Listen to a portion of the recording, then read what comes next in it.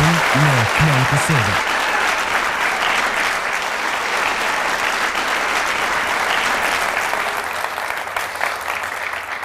Përshëndetje. Një ndër çështjet më së shumti të debatuara sot në studio televizive, në ambiente të ndryshme, qoftë dhe akademike, por qoftë dhe në ambiente publike, po themi siç janë hapësirat e Facebookut, është pikërisht kultura jonë, prejardhja jonë, ajo çfarë trashëgojmë ne sot, nga e kemi rrënjët tona, kush ka qenë ky dhe kush ka qenë ai që kanë qenë pjesë e kulturës sonë, sa jemi turq e sa jemi grek, sa jemi të tillë e sa jemi të këtill, sa jemi shqiptar ose sa jemi jo shqiptar.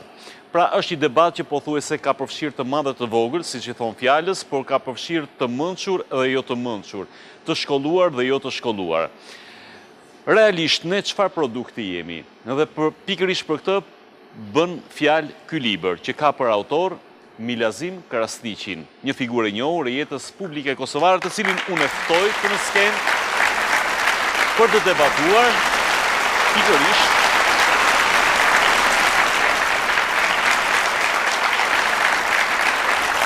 Përshëndetje profesor Miserde.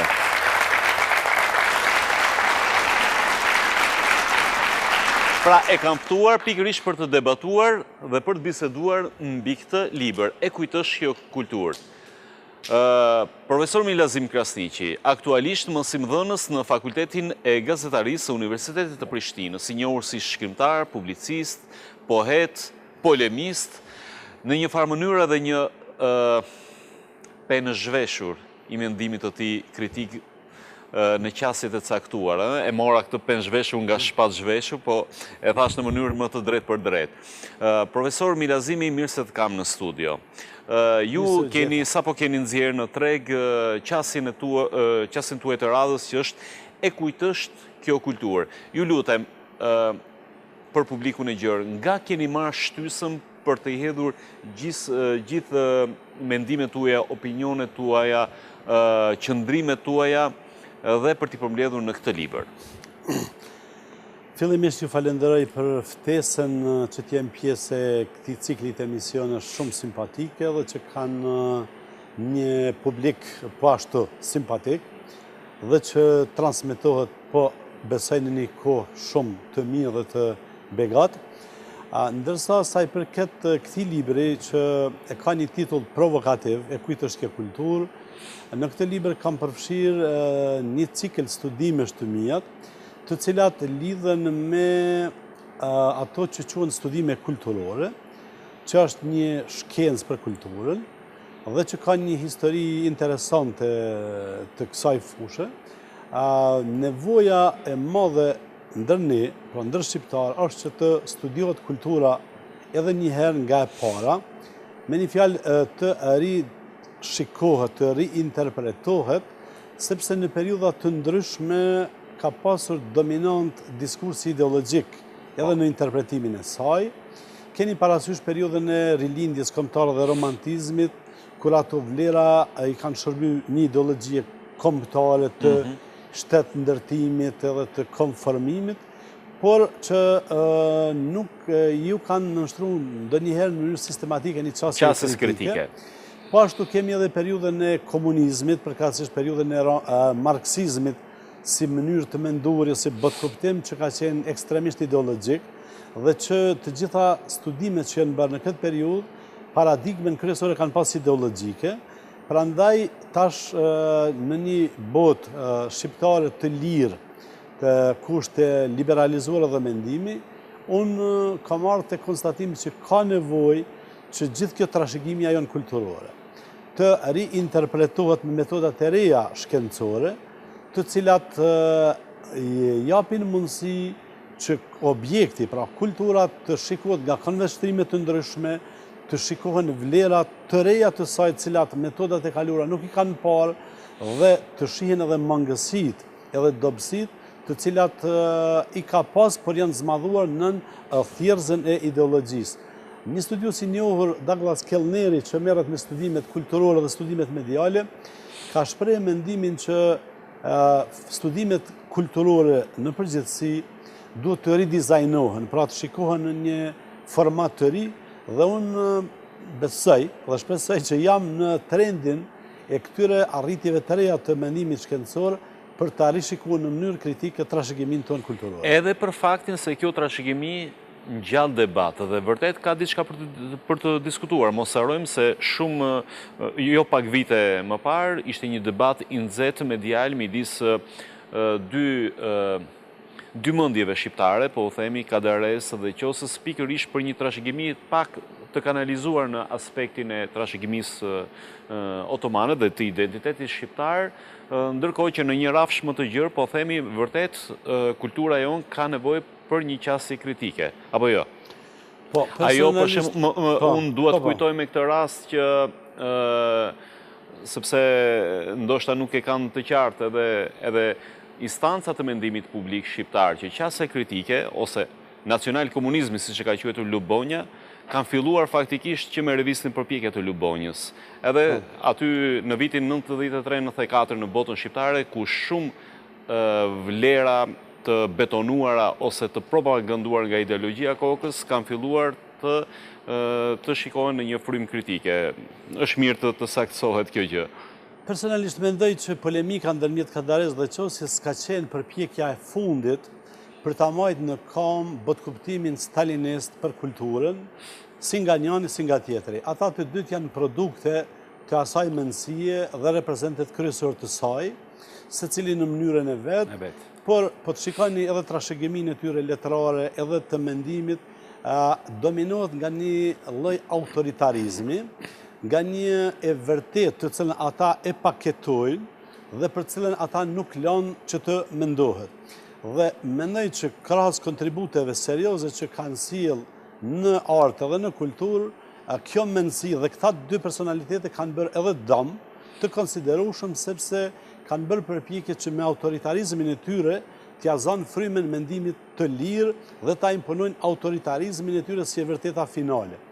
Personalisht po ashtu mendoj që mënyra më e mirë për ta çliruar mendimin nga autoritarizmi, nga dogmat, është që të përqafohet koncepcioni i Karl Popperit për pluralizmin kritik, pra që secili të ketë lirinë që të paraqet argumentet e veta për një çështje që diskutohet, mjafton që ai të ketë një spektër të argumenteve dhe ato t'i prezentojë në mënyrë të lirë, ashtu si ati ja merr mendja, dhe mandej publiku në mënyrë po ashtu të lirë mund të merr atë që e shet të përshtatshme.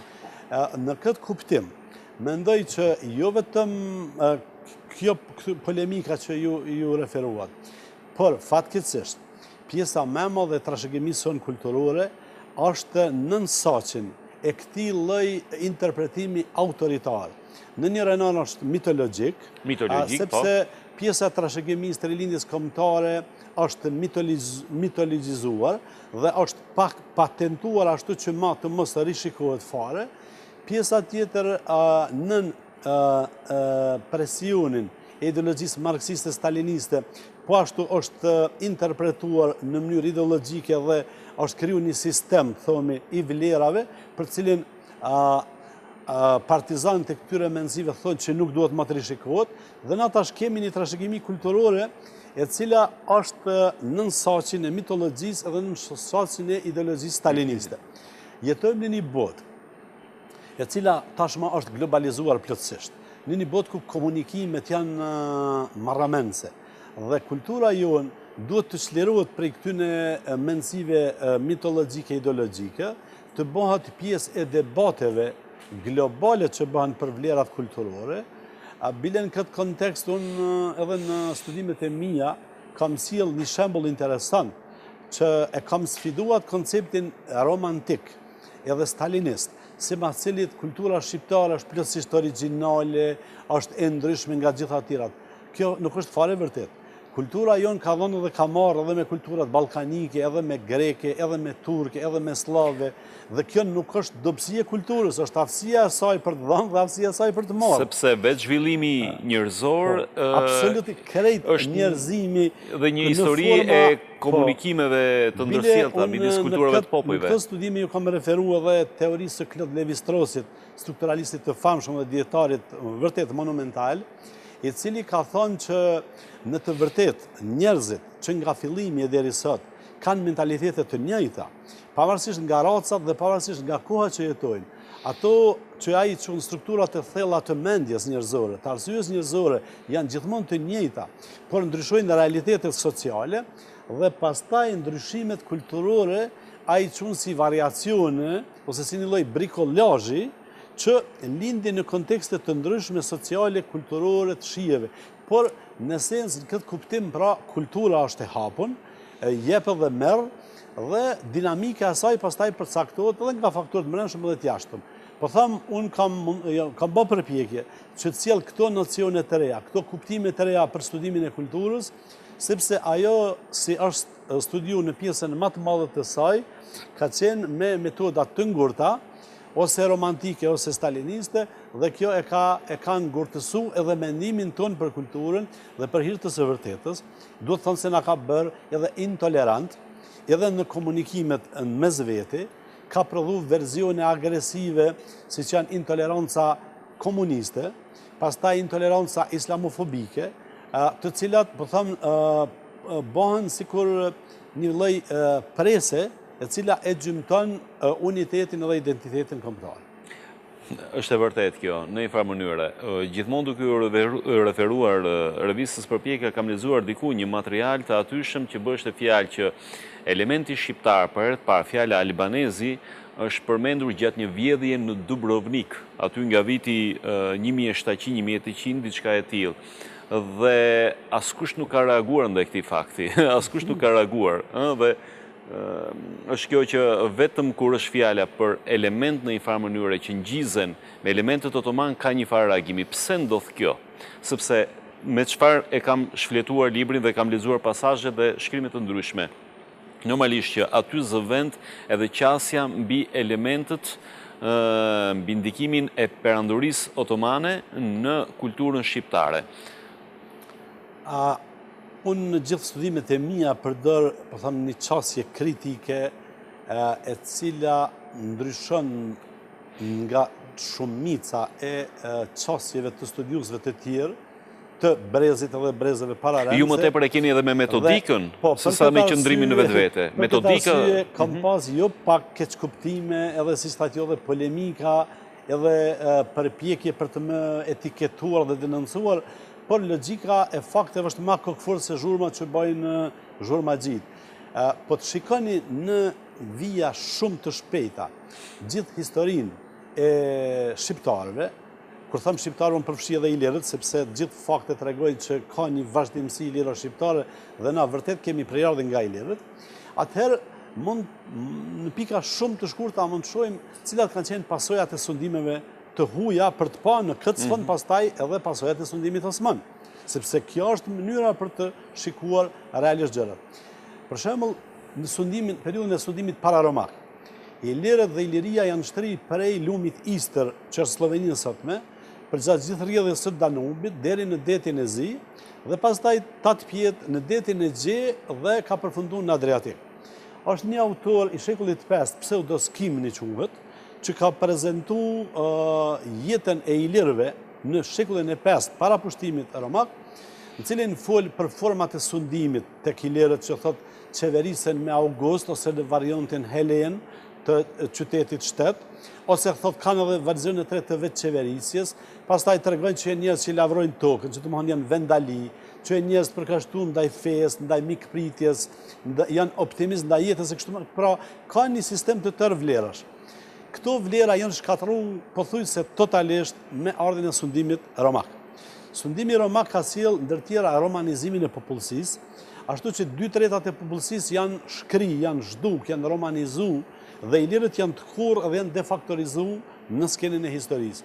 Pastaj ka ardhur sundimi bizantin që ka vazhduar me një proces të ashpër të helenizimit të popullsisë, i cili ka ardhur deri në pikën kritike saqë Peter Bartell, një historian i famshëm gjerman, thotë që në kohën e kryqëzatës 4, domethënë vitin 1204, kur kryqëtarët e kanë pushtuar Konstantinopolin, thotë popullsi albanofone ka qenë vetëm një zonë relike e çunaj, zona e Matit. aty ku në fakt ka lind edhe ajo që quhet shteti i Progonit dhe pastaj i Gjon Kastriotit. Ka bëj kjo dhe me qëndrimin e shtatmulërit në lidhje me luginën e matit ku i vendos shqiptarët? Ajo është kontinuitet i vetmja zonë që ka ruajtur, zonë e pa romanizume, ka qenë ajo zona e matit. Dhe aty ka lind pastaj shteti i Progonit dhe kështu me radhë. Pra, pastaj ka ardhur sundimi serb, i cili e ka qu edhe matutje përpjekjen asimiluese ndaj shqiptarëve me zakonin e Cardushanit që ka ndalu të ashtu quajtur në herezi latine, pra i ka përndje këtë krishterët latin dhe ka pas fe zyrtare vetëm ortodoksin serbe. Dhe në këtë kontekst pastaj kanë ardhur Osmanët. Osmanët kur kanë ardhur, popullsinë shqiptare kanë gjetë para zhbërjes, edhe etnike edhe gjuhësore. Me ramin e shtetit serb, popullsia albanofone përfundon të kurrja e saj dhe fillon një proces i konsolidimit të saj, i zgjerimit të saj demografik, dhe në fundin e perandërisë osmane, popullsia shqiptare ka banuar deri në para lagjet e Beogradit, duke përfshirë edhe Nishin, Leskovcin, Vranjen, manastirin, pra ka pas një kthim spektakular të popullsisë albanofone në zonat e vjetra ilire. Pra nga pikpamja demografike, nuk na rezulton që Osmanët kanë bo dëm demografik. Normalisht kanë qenë 500 vjetë pushtim, brenda cilave ka pas periuda të bashkëpunimit edhe të lullëzimit ekonomik. Por ka pas edhe periuda të kërëngritjeve, rebelimeve dhe keqkuptimeve dhe të mjerimeve sociale. Ndërkohë ju keni dhe një studim për legitimitetin e sundimit otoman, pra që duke gjukuar që konteksti kohës, sepse gjërat gjukohen në kontekstin e kohës, ai sundim ishte plotësisht i justifikueshëm nga gjitha pikpamjet. Sasja ime është pragmatike dhe shkencore. Duhet të shikojmë me të njëjtin shikim edhe pushtuesit romak, edhe bizantin, edhe serb, edhe anxhuin, edhe osman, edhe italian, edhe gjerman. Sepse kjo mendësia islamofobike, kjo të gjithë të tjerët i ka amnestuar dhe merret tanë kohën si pllake prishun e gramafonit vetëm me pasojat e sundimit osman. Ndërsa, studiusit më serioz të periudhës sundimit osman, evropian, si qenë Robert Mantroni, për shembull, Noel Malcolmi, Peter Bartley, pastaj edhe autor tjetër që Peter Sugari, për shembull shumë të tjerë, kanë nxjerrë konstatime që diametralisht të kundërta me konstatimet e historianëve shqiptar, të cilët për hir të së vërtetës duhet të thënë që studimet e tyre më shumë i kanë bazuar në tezat e historiografëve slav, serb edhe rus, sesa që janë studime mirëfilli. Pra, edhe nga kjo pikpamje, vetëm kam dhënë disa indikacione që kjo histori duhet të rishikohet, duhet të reinterpretohet në mënyrë korrekte të vendosen të gjitha pikat mi i dhe na të shohim cilat kanë qenë pasojat e të gjitha pushtimeve dhe cilat kanë qenë rezultatet e atyre pushtimeve, ashtu që na pastaj të kemi një pamje më të plot për të kaluarën tonë historike. Mirë, është momenti për pak publicitet. Po, rikthehemi bisedës me publicistin dhe shkrimtarin e njohur, mësimdhënësin e Fakultetit të Gazetarisë, profesor Milazim Krasiqi, mbi librin e tij të fundit, E kujt është kjo kulturë. Ju folët që parë për një qasje metodiste e cila në një mënyrë është pragmatike, pra e ftohtë, tetë shkencore. Gjithsesi, jeni jemi njerëz dhe kemi motivitetet të cilat janë të shumashme. A përpiqeni të shmangeni ndonjë farë egocentrizmi ose shqiptarocentrizmi në këtë pikpamje, ajsa mua t'jua kompromentoj ato çka shkruani. I druheni kësaj në vetvete? I druheni kësaj? Normalisht që pozicioni identitar, po edhe ideologjik, është karakteristik edhe për shkencëtarët më gjakftoft, dhe unë kur nuk bëj përpjekje që të tashmang këtë prirje timen, vetë fakti që të rjetën mirë me studimet shqiptare, albanologjike, është e lidhun direkt me përkatësinë time shqiptare. Por e vërteta është që pastaj, mrena kësaj, se më në këti fush veprimi, përpiqem që të fus qasjen kritike. Studimet e mia karakterizohen më të shumtën nga qasja strukturaliste dhe poststrukturaliste, janë 2 drejtimet studimeve, besoj, nga më të avansura që kanë cilë rezultate shumë. Her pas her përdor edhe metodën edhe semiologjin, me që jam edhe filolog edhe më rri me alternu metodat e ndryshme, por në bazë të këtyre metodave shkencore, po thamë më rri me e ekuilibru këtë pasionin shqiptar dhe me e vunë në një ekuilibër me, se me thonë, të vërtetën, sepse mbi të gjitha, për shembull, unë kur shkruaj letërsi, fiksion, dhe kam shkruar drama dhe për Ilirin, për shembull, kam një dramë Monedha e Agentit që marrë me mbretin e fundit tragjik Ilir, atje e zbraz krejt këtë pasionin tim adhëtar, si me thonë, sepse është fiksion. Por në studime pastaj, kjo duhet të racionalizohet, të minimizohet në maksimum, të minimizohet, si me thonë, plotësisht, dhe pastaj je në shërbim të së vërtetës. Normalisht, edhe këtu, kur ajo e vërteta e plot si dal nuk arrihet sepse nga mënyra se si e përzgjedhim materialin, se si e seleksionojmë, se si i mbarshtrojmë faktet, gjithmonë ka një do subjektivizmi, mirë po, ajo që është kryesore në këtë rast është përpjekja me qenë të ndershëm me faktet, mos me falsifiku, mos me mashtru, edhe me bë përpjekje që t'i afrohemi të vërtetës sa më shumë. Kjo është çështja ime konstante dhe jam shumë i kënaqur që një pjesë jo e vogël e lexuesve të mi, veprave të mia e kuptojnë këtë çështje dhe shumë herë më kanë thënë që në këtë kuptim ju pëlqejnë pse ndryshojnë prej një shumësie çështjesh të tjera që janë edhe ideologjike shumë, edhe subjektiviste shumë, edhe si statju egocentrike. Unë që është e vërteta, bëj përpjekje dhe Zoti e di mas miri sa ja rri, po i vërtet bëj përpjekje që egon time tashmon plotësisht gjatë punës ime shkencore. Profesori nderuar, sot sfidë ju i keni kushtuar dhe një kapitulli, kësaj është media, sidomos media online. Pra gjithse kujt i jepet një shans, i jepet një mundësi, i jepet një hapësirë për ta thënë dhe ai mendimin e tij. Kur themi gjithse kujt kemi parasysh shtresa të tilla shoqërore që deri dje nuk e kanë pasur këtë akses dhe të paktën, sido që të ishte i gabuar ose jo gabuar, qasje të tilla të paktën ishin monopol i niveleve akademike. Një sfidë e madhe sot është edhe media, pra njerëz të caktuar pa formimin e dur, thjesht nga emocionet, shpalosin mendimet e tyre dhe bëhet ai debat që mund të jetë elitar, ju e keni prekur, unë e pash me vëmendje, bëhet në një farë mënyrë dhe debat populist. Ne si shqiptar në periudhat më të gjata të historisë kemi vuajtur shumë nga mungesa e lirisë së shprehjes dhe edhe nga mungesa e mediave të lira. Ka darë Zoti që në periudhën në cilën tash jetojmë, na jetojmë në një botë kur ka ndodhur një bum, një shpërthim senzacional i mediave edhe medjave nga më të larmishmet, në cilat tashmë dominanca është e medjave online dhe në cilat mundësia për të shprehur u ka ardhur të gjithëve.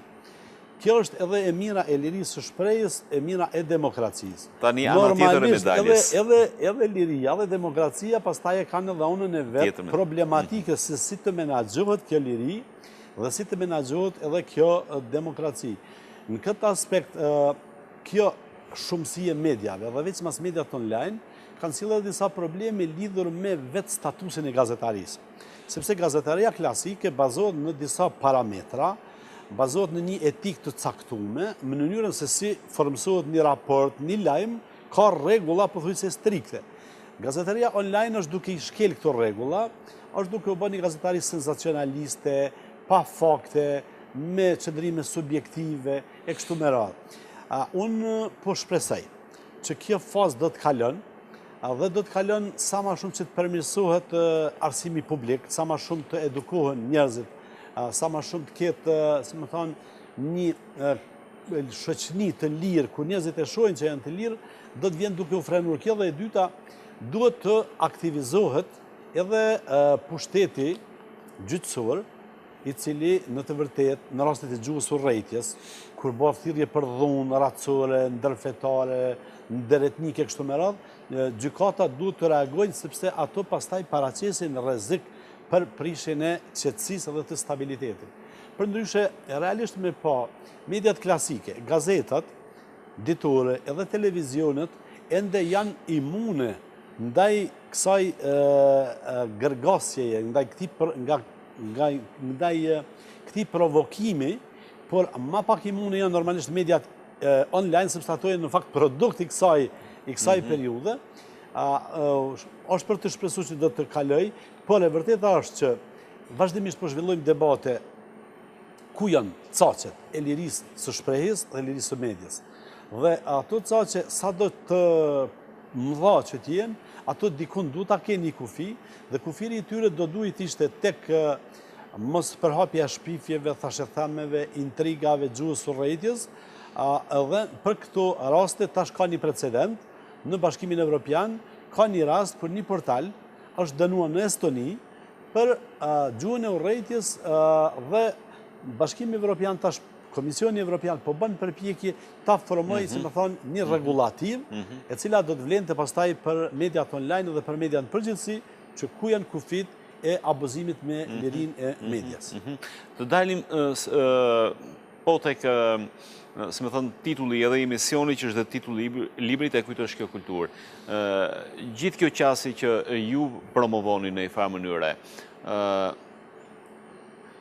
si do bëhet me tekstet shkollore, sepse nga një anë është dëshira për ta injektuar adetari në këto tekste, që do thotë romanticizmi ose idealizmi mbi faktet e vërteta, në kurisë të fakteve. Çfarë përvojësh mund të sjellim të paktën, nëse ne themi, kemi për referencë atë që ka bëri Perëndimi, po Perëndimi mitet nuk i mbajti, i shfrytëzoi për momentin dhe pastaj i hodhi. Ne nuk po e bëjmë këtë gjë, ne po i mbajmë mitet fort dhe madje ky është debati më i madh që shkakton shumë përplasje. Çfarë duhet të bëjmë me tekstet shkollore? Ku mund të gjejmë atë të mesmen e artë midis frymës kritike të parit, por edhe një ndjenje adetare? Derisa ti po flisje më kujton një tekst shumë me tension, profesor Artan Fugës, para shumë muajsh, i cilin ai gati sa smallkonte, si nuk u gjetë, thotë ai, një ministër kulture, i cili për një mend do t'ishte ministër, arsimi në fakt, i cili për një mend do të bënte reforma të mirëfillta në arsim. Ne kemi probleme shumë serioze me arsimin, edhe në Kosovë, edhe në Shqipëri, edhe në gjithë botën shqiptare. Ne, falë Zotit, tash kena një rrjet jashtëzakonisht madh të shkollave, të gjitha niveleve. Bota shqiptare kur nuk ka pas më shumë universitete publike dhe private, kur nuk ka pas diversitet më të madh të shkollimit. Mirë po, e vërteta është që po të shikoni arsimin publik, tekstet shkollore ende kanë mbledh dhe hartohen me mendësitë e vjetra, shumë raste thash ose me mitologji ose me stalinizëm, dhe këto mund të shikoni edhe në letërsi, po të shikoni edhe në histori, edhe në edukatë qytetare, edhe gjithandej. Prandaj shtrohet nevoja që të hapet një debat lidhur me këto tekste, edhe lidhur me nevojën që ato të rishikohen dhe të përshtaten me nevojat e reja që kanë gjeneratat e reja. Fjala vjen ende mësojmë edukatë qytetare në shkolla. Fëmijët tash më shumë kanë nevojë që të mësojnë edukimin medial, si lëndë, që të mësojnë si përdoren mediat, çka bëjnë mediat, si duhet të mbrohemi. Ka raste të varësisë së të rijve prej internetit. Kompani statistikë të llahtarshme në Kore në Jugut, për shembull, prej 40 milion banorëve, 2 milion të ri janë të varur prej internetit deri në masën sa trajtohen si raste psikiatrike, sepse humbin ndjesinë e realitetit, jetojnë në botën virtuale. Pra na duhet tash gjeneratat e reja të ofrojmë mësime praktike për sjelljen në qytet, raportin me mediat, raportin me lirinë e shprehjes, këtë lirinë e shprehjes.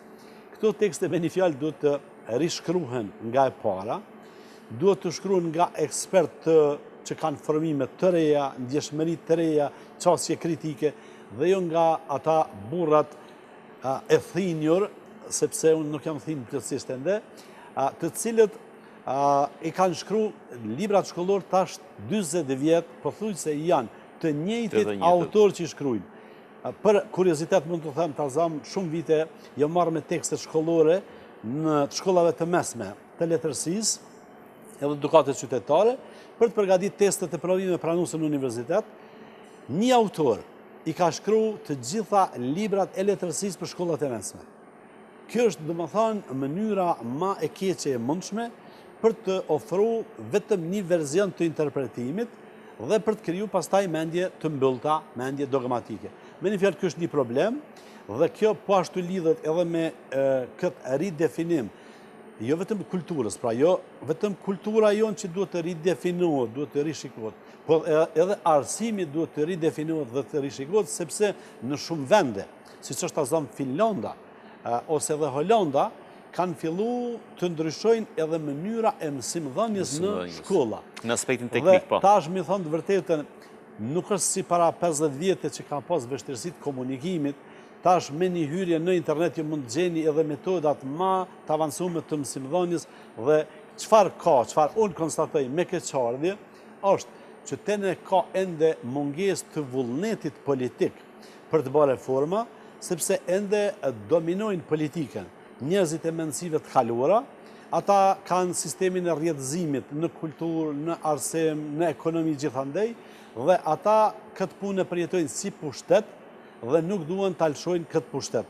Prandaj, gjeneratat e reja realisht po vuajnë nga një arsim i dopt publik, edhe jo vetëm fillor, edhe para universitar përgjithsisht, por edhe universitar, dhe unë besoj që edhe debatet e tilla do duhet të shërbenin për sensibilizimin e opinionit, për të arrit presionin mbi qeveritë tona për të ndryshuar qasjen ndaj arsimit në vendet tona. Mirë, do kemi edhe një pjesë edhe një minutazh tjetër të kësaj bisede në lidhje me librin tuaj dhe me qëndrimet karshi kulturës dhe metodikës së qasjes ndaj saj, pas një hapësire publicitare.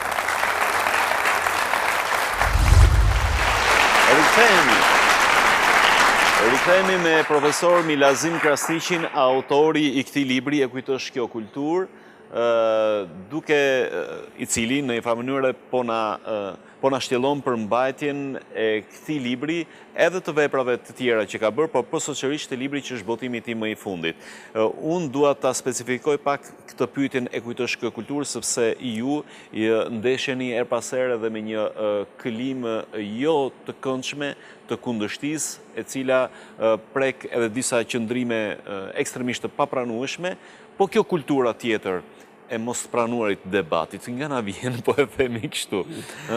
Sepse, le ta themi për parantezë, ju nga kjo studio keni shprehur kritik ndaj një figure të rilindjes, për cilën pastaj jeni ndjeshur me lloj qëndrimesh nga më ekstreme dhe nga më të çuditshmet. Kjo kultura e mos, pra ne kemi edhe një akulturë, po themi të llojit të debatit, pranimi tjetrit ose mos pranimi tjetrit. Është interesant që kjo intolerancë vjen nga ata që s'paku e shpallin veten që janë liberal dhe që janë për mendimin e lirë, ndërsa në momentin që shohin para vetes një mendim ndryshe, e gërsohen dhe bëhen bash antiliberal. Dhe kjo është një problem shumë interesant për ta studiuar. Kjo ndodh për një arsye të thjeshtë, sepse formimi i tyre bazik, themelor, është stalinist në esencë, është marksist. Dhe ata, për shkak se nuk kanë mërri të zhvillohen, të transformohen, kanë mbetë mbrenda atij qarku të mendësisë staliniste ose marksiste, e cila e promovon vetëm një mendimsinë dhe e lufton çdo alternativë tjetër të mendimit. Unë të gjithëve ju them, po tham, unë e përqafoj konceptin e Popperit për pluralizmin kritik. Idetë e mia dhe bindjet e mia janë ato që unë i shpreh publikisht. Ju fare, nuk jeni të detyruar t'i pranoni me njëherë, as të mendoni si unë. Ju mund gjeni alternativa të tjera, mund t'i kontestoni edhe hipotezat edhe tezat e mia, por që keni me mua. Unë jam qytetar i këtij vendi, në ato polemika që ju i referuat. Ka pas propozime me mshvall persona non grata në Shqipëni, pse kam qujtë një poezi të Një varg, është një varg, faktikisht. Një varg, ose, për shembull, kam pas etiketime nga ma morbide, duke më qujtur turk, arab, mbetje orientale. Domethënë, kjo lloj intolerance vjen mas pari prej formimit stalinist, prej patiturisë dhe prej mungesës së respektit për vlerat. Tham, na asnjëri nuk mendojmë njësoj për gjitha çështjet. ka disa çështje për cilat kemi unitet të plot, siç janë, si më thonë, ngjarjet e mëdha historike, figurat e mëdha, por pjesa tjetër është debati i hapur. Dhe sa më shumë që promovohet debati i hapur, ne krijojmë mundësi më shumë me ndriçu anën e errët të periudhave historike, të problemeve shoqërore, jetësore, edhe e dinamizojmë shoqërinë. Në momentin që na njerëzit i friksojmë me etiketime të vrazhta, atëherë çfarë ndodh? Një pjesë e njerëzve do të tërhiqen, sepse nuk duan të bëhen pjesë e kësaj zhurme, dhe atëherë varfrohet debati publik, varfrohen idetë, dhe çfarë bëhet? Dominojnë idetë agresive, idetë totalitare. Dhe kjo pastaj paraqet rrezik për zhvillimin e shoqërisë. Na saktësisht jetojmë në një rrezik të tillë. Ju e përmendet 2 herë Fatos Lubonja. Fatos Lubonja është reprezent intelektuali që ka mendimin e lirë. Nuk ka lidhje a ja qëllën, as ja qëllën gjithmonë, sepse asun nuk ja qëlloj gjithmonë, as nuk ka njeri që ja gjithmonë ka eksaktësi matematikore. Por, çfarë bëjmë na? Na japim disa versione, disa teza tonat. Të tjerët mund t'japin tjera dhe në këtë dialog të hapun, i cili kur nuk mbyllet, po i cili respekton dinitetin e participuesve, zhvillohet mendja e lirë, zhvillohet mendimi i lirë dhe shoqëria përfiton. Pra unë jam i thtar i kësaj mënyre të veprurit. Unë asnjëherë nuk i kam shoh këta, si më thonë, këta islamofobët që s'lan gjapa më thonë, për kur si kam qujtë anti-shqiptar, as mbetje të Vatikanit ose diçka e tillë. Nuk më shkon mendja me i qujtë, sepse krejt çka e di është që jetë të padishun. Dhe përpjekja pastaj ime është që përmes lënies hapur të mundësisë të polemikave të dialogut, të vëmë dialog dhe të shohim, si më thonë, aty ku unë mund të kem ndonjë tezë të pasakt, unë gjithmonë kam kurajnë intelektuale që ta pranoj, ta korrigjoj, edhe ti referohem asaj që është, sepse synimi jonë është t'i afrohemi të vërtetës. Ky është postulati kryesor i debatit që zhvillohet. Sepse kjo temë, pikërisht ky konstatim është edhe ka për autor si Lubonjë, mos përputhja midis promovimit të vlerës së tolerancës shqiptare, sepse vërtet jemi shoqëri multifetare edhe multikrahinore, po themi multietnike në disa segmente të saj, po njëkohësisht faqim një intolerancë të jashtëzakonshme në pranimin e tjetrit, në pranimin e mendimit tjetrit, pastaj një intolerancë që është shfaqur edhe në rastin e një regjimi gati gjysmë shekullor, si që ka qenë komunizmit, paktën është qasja e Lubonjës në këtë aspekt. A është, po themi, i dobishëm për shoqërinë, edhe nëse këto qëndrime, ndoshta shkencërisht nuk janë të drejta, por vetëm krijimi i një habitati të diskutimit të lirë, pa komplekse, thjesht një prej linjave ose mesazheve pozitive në rastin e librave si ky. Po themi. Unë jam i thtar i debatit hapur dhe për këtë arsye edhe kam shkruar tema të cilat kam bërë përpjekje të thyj disa tabu që janë vendos, pra ta hekim atë saqin me cilin janë mbuluar dhe pastaj të shohim çfarë ka brenda dhe pastaj të përpiqemi që ta rishikojmë përbajtjen e gjërave. Normalisht unë kur nuk pres, më thonë, miratimin e gjithë turmës, sepse atë njerëzit intelektualet zakonisht, edhe shkencëtarët, janë gjithmonë pakic, dhe gjithmonë janë para, si më thonë, shumicës, ashtu që ata gjithmonë i shoqëron një farë keqkuptimi permanent, dhe pas disa vitesh ndodh që shumë të në raste miratohen idetë e tyre të cilat në një kohë janë refuzuar.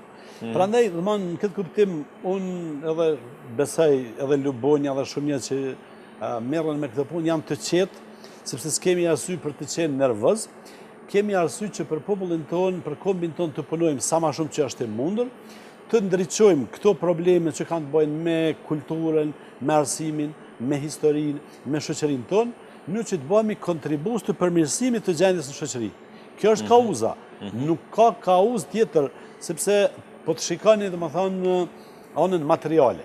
Të zëm të autorëve që shkruajnë libra, për shembull, njëri shumë ma tepër, shumë fish ma tepër fiton me shit fara në qytet, se sa me botu libra. Sepse na jetojmë në një shoqëri në cilën librat kanë tirazhe të vogla, në cilën nuk ka mirë kuptim të shtetit për kulturën, Që që në këtë kuptim për thamë, kjo vetëm pasioni, vullneti ynë për të ofru shërbimin tonë këtë rast, të diturisë, por jo se na dëshojmë të përfitojmë as famë dhe as para. Për të parashveshur nga çfarë do lloj paragjykimi që je qasur kësaj, po përdorim terminologjinë e atyre që të shikojnë në një dritë komplet paragjykuese, turkofil mbetje, ju jeni qasur dhe krizës identitare në çështjen e letërsisë shqipe. Edhe vërtet kjo është një gjë gati shumë e dukshme dhe gati shumë brengosëse. Edhe jo, desha thjesht ta evidentoj në këtë rast, letërsia shqipe në Kosovë si ndodhi që çlirimi i soldis vetënimin, pastaj kemi edhe një kapitull tjetër pikërisht që kriza identitare shprehet në një farë mënyrë edhe krizën edhe në krizën e letërsisë, ku ju jeni po ashtu pjesë e saj me shumë vepra. Se kam amnestuar vetën ç'është e vërteta. Fatkeqësi e madhe që letërsia shqipe në Kosovë në këto vitet e lirisë edhe të pavarësisë po përjeton një krizë vërtet të madhe të identitetit saj, po përjeton një degradim të saj, edhe kjo ndodh edhe për fajin e vetë shkrimtarëve, mënyrën se si ata nuk kanë arrit të riorientohen në realitetet e reja historike dhe shoqërore, kulturore që u krijohen në vendin tonë, por edhe të shtetit i cili ka pas prioritetet të tjera në këtë periudhë të rehabilitimit jetës sociale, ekonomike, kështu me radhë, ashtu që letërsia është lanë komplet jashtë. Është në nivel të paradoksit kjo punë, sepse në fundin e viteve 80, kur pati një krizë identiteti Kosova, kanë qenë shkrimtarët e këtij vendi, në krye me Ibrahim Rugovën, që ndërtuan një projekt të tërë politik për ridefinimin e statusit Kosovës dhe ridefinimin realisht edhe të kombit shqiptar. Sepse ka pasur letërsi të mira edhe në kohë krizësh, edhe në kohë krizësh. Ajo ka qenë paralel. Pastaj kjo konsumu dhe mas marimit të luftës, në Kosovë imponu një mënyrë tjetër e pushtetit, e cila ishte në të vërtet antikulturore, sepse erdhi edhe prej një bote militare, prej një procesit të vështirë të shtetëndërtimit, ashtu që letërsia sot në Kosovë realisht ka një krizë, nuk ka gjenerata të reja të cilat do të shprehnin këtë realitetin e ri të shoqërisë Kosovës, idealet e saj, krizën e saj, problemet e saj, ashtu që mbetet për të shpresuar që ndoshta në vitet që vijnë do të ketë një regenerim të saj, një rivitalizim të saj, sepse kjo letërsi ka qenë vërtet në periudha të ndryshme domethënëse për identitetin tonë shqiptar. Fatmirësisht në Shqipëri nuk ka ndodhur kështu. Në Shqipëri pas ramës realizmit socialist, vitet 90, filloi dhe u ndërtu një gjenerat e re e shkrimtarëve që quhej bile një farë lloj avangarde, me shkrimtarë si Ervin Hatibi, Agron Tufa, Gentian Çoçoli, Lindi Tarapi e shumë tjerë, dhe realisht ky brez në Shqipëri është bën sot bartës i krejt procesit kryesor të letërsisë. Tek ne kjo nuk ka ndodhur, por po shpresojmë që do të ndodhë në të ardhmen. E kujt është kjo kulturë? Ja vlen të lexohet, sidomos nga ata që nuk e duan profesor Milazim Kraqniqi, që shpejtësohen të bëhen të pakët ditë pas dite, kohë pas kohe. Ju faleminderit, i nderuar. Edhe ishte kënaqësi, faleminderit. Që në një farë mënyrë e tekaluat me mesazhet tua dhe thjesht për mbajtjen e librit dhe na dha diçka shumë më tepër se sa një libër, që siç e theksova, ia vlen të lexohet në çdo kohë. Ju faleminderit dhe ju përgëzoj për emisionin. Faleminderit.